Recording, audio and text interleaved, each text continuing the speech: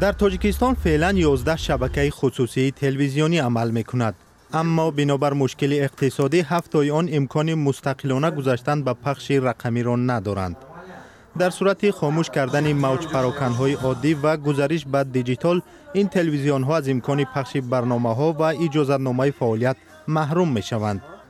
دریافت تکراری اجازتنامه تقریبا غیر امکان است. حالا این تلویزیون‌ها در جستجوی سرمایه برای خریداری تجهیزات ضروری می‌باشند. اما در پیشروی مالکان این تلویزیون‌ها مشکل دیگر هم قرار دارد که این هم پرداختن مبلغ برای استفاده موج پراکن‌های رقمی دولتی است. حالا مشکلات به نهایت زیاد است. شروع از پیدا کردن منبع درآمد تا خریداری تجهیزات لازمه. ولی ما دایره تماشابینان خود را از حساب شبکه‌های اجتماعی از جمله یوتیوب بیشتر می‌کنیم. بعد پخش برنامه‌هایمان ما در این شبکه چند سرمایه‌گذار پیدا کردیم که می‌خواهند با ما همکاری کنند. خواهیم یا نخواهیم ضرور است که به پخش رقمی بگذاریم و ما نیز کوشش خواهیم کرد که مبلغ‌های علاوه‌ای را پیدا نماییم. مقامداران دولتی در نوبت خود برای حل این مشکلات به مالکان تلویزیون‌های خصوصی پیشنهاد دارند که به برنامه دولتی گزارش به پخش رقمی شامل شوند. اما در این حالت تلویزیون‌ها مستقلیت خود را از دست می‌دهند. از سوی دیگر بودجه کشور برای مجهز کردن شبکه‌های دولتی در منطقه مبلغ ندارد و معلوم نیست که کی نوبت تلویزیون‌های باقی مانده برای دسترس کردن تجهیزات ضروری می‌رسد. البته برای یک مرحله معین وقتی که دولت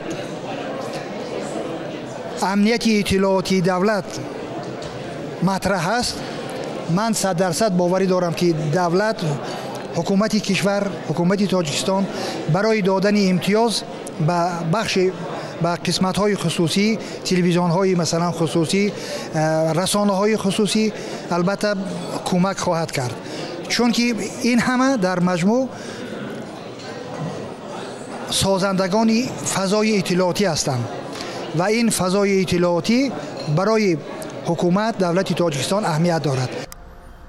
در عین زمان در تاجیکستان واردات تجهیزات تلویزیونی را از اندازه ارزش علاوه شده و باج گمرکی آزاد کردند. حکومت کشور باور دارد که این اقدام گزارش به پخش رقمی را آسان‌تر می‌کند. اگر تلویزیون‌های خصوصی راه حل پیدا نکنند از فعالیت باز می‌مانند. در این حالت ساکنان کشور از منبع آلترناتیوی اطلاع محروم خواهند شد. بر ضمن این برای پوشانیدن خرج موج پراکن‌های دولتی احتمالاً در آینده واردات آنتن‌های ماهواره‌ای را به کشور منع خواهند کرد. در این صورت شهروند نمی‌تواند از حقوق خود درباره انتخاب منبع آلترناتیوی اطلاع استفاده کند.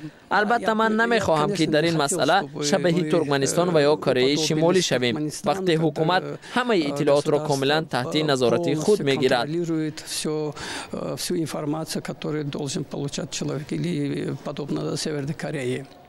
مالکان شبکه‌های خصوصی نمی‌خواهند بازار را ترک نمایند. آنها می‌گویند تا به آخر برای جلب سرمایه‌گذاران خارجی تلاش خواهند کرد.